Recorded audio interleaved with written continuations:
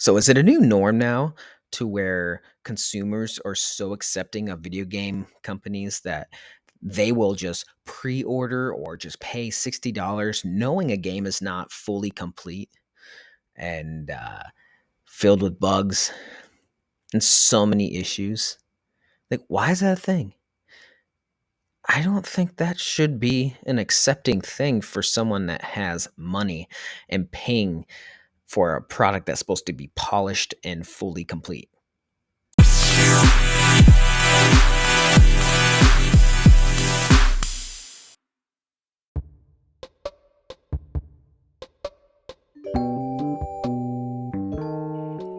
Welcome back to another episode of Wanderer's Way podcast. I'm your host, Dustin. Today we're talking about video game companies and how the consumers have created this normalcy of accepting,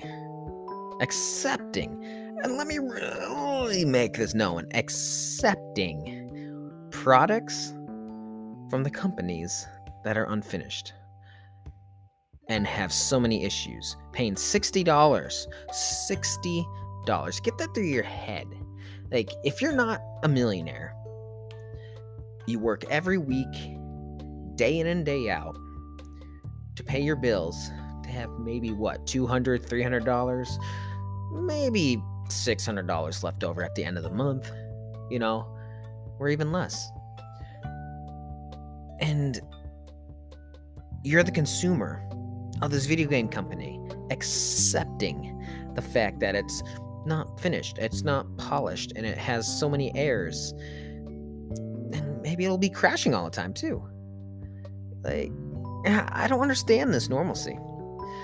See, I know there's always been companies that weren't very good out there and rushed their products or something. But I remember the days of the PlayStation 1. And yeah, I was before then too. But I want to specifically talk about the PlayStation 1. Because for such the high gaming quality that we had back then, obviously graphics weren't the best. Nowadays, it's all about graphics. Back then, the games were polished with everything you could think of. And that's what made the console so great and the video games that were there so great. Look at Final Fantasy VII, for goodness sakes. Graphics were crap when you look at nowadays. At that time, the graphics were best things ever. Thought it was the most realistic we'll ever get to. Now look where we're at. Legend of Dragoon. Oh my gosh. These games took 4 years to create, sometimes longer. And they come out being some of the best products. And with those games, I've never really had a problem. I think out of all the games that I've actually played for the PlayStation 1, PlayStation 2, and all the previous consoles, I've maybe had an issue maybe with 3 whole games that I can actually remember. Now I step into the newer generation, PlayStation 3, that era and up. Since then, video games have been not great. We've had some great games come out. Don't get me wrong. Oh, now we're getting games that are rushed, copied and pasted, bug-filled, not polished, and unfinished. Look at EA Sports, for example. They have with DICE for the Battlefield series. Battlefield used to be absolutely perfect and amazing. And they've rushed them to where the games come out unpolished and has bugs. And, that shouldn't happen. But let's get to the biggest story of them all. Let's go with the newest game. Actually, one other game to toss in there to kind of provide what I'm talking about. Cyberpunk. Yeah, y'all know what I'm talking about. But the story that I want to talk about right now is the newest NASCAR 21 Ignition. Man, that is an unpolished, unfinished, and bug-filled game to the point where they want pre-order. They keep posting pre-order. Like, why don't you delay it for 6 months and work on the game so it could be polished flawlessly, perfectly, and everything can work out and the consumer can pay the $60, their hard-earned money, for a product that's actually worth the $60. You know? Like, I just don't get it. That game is absolutely terrible. And the previous game, the same company would be like, oh, the next game's gonna be better. It's gonna be the best we've ever had. And, Heat 5, it was a copy and paste, but at least that copy and paste game was a complete, full game. It was minor bugs.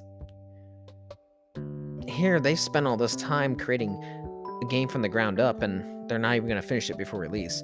So is this the new normalcy, that we just get games that are not finished, not polished, and just expect patches? Oh, the patches will work for it. I'll buy it for $60 even though it's not complete, and it'll be fine. No, fuck that. That is not my thing. I work hard for my money. I'm exhausted for the money that I get. So why would I want to go out, waste my money on something that's not complete, not perfect? And then on top of that, when you look at the newer modern games of today, and you look at the storylines and everything written, they're just not memorable. They're not great. Like, look at all the Final Fantasy games now. The last good one was 12. 15 really wasn't anything spectacular, nothing memorable. And even then, 12 I love the battle system. I love that everything was shown up there so you can see them. I thought it was a decent storyline. Decent. I'm throwing it there. Decent. But you got 10, 9, 8, which I absolutely hate 8, but everyone else likes it. Still, 7, 6, and 5. Like, all those games are from the older generation of gaming with excellent storylines. And he got all these amazing role-playing games from even some on the PlayStation 3 era of gaming, but most of them are beforehand. So phenomenal. So why do we get away from that? Like, people are making campaigns and a story system in games, and they last like 4 hours, maybe 6 hours. What happened to the point of having a game that's, we're paying $60 for them? Make me a game that has a campaign or a story that can last me over 100 hours. Perfect. I'll pay the $60. I'll be happy to pay it. That's over 100 hours of my time that I invest. When it's only 4 hours of a game, it's not really worth $60. I don't give a crap about the online portion. Like, you need both perfected. Online, offline. It's simple. That's just how I feel. But, okay, let's give it to you guys this way. Would you go out to Subway? They say foot long, right? Would you accept it at 10 inches instead? Pay that hard-earned money that you make for a sub that's supposed to be a foot long and it's not? Come on, guys. Don't be doing the same thing. Don't create this horrible new age company stuff for video games to be where the consumer will buy no matter what. That's not how it should be. Like, you got it for football games, for EA. Like, Madden's absolutely horrible. It has been terrible for years. And they still haven't taken things that they should have taken. They should have learned already from 2K5. Like, that was the best and still is the best football simulation game out there. Madden sucks. I can't comprehend it. That's what companies are doing. Copy, paste, maybe add this slight feature in this time. Next year, you can pay another $60 for a slight little feature on that one and some more bugs. And then same thing for the next year, and then the following year, and then a year after that, and a year after that. I can't do it. I think it is just ridiculous. With that being said, I hope you guys have a wonderful week. And this is the end of the episode. Peace.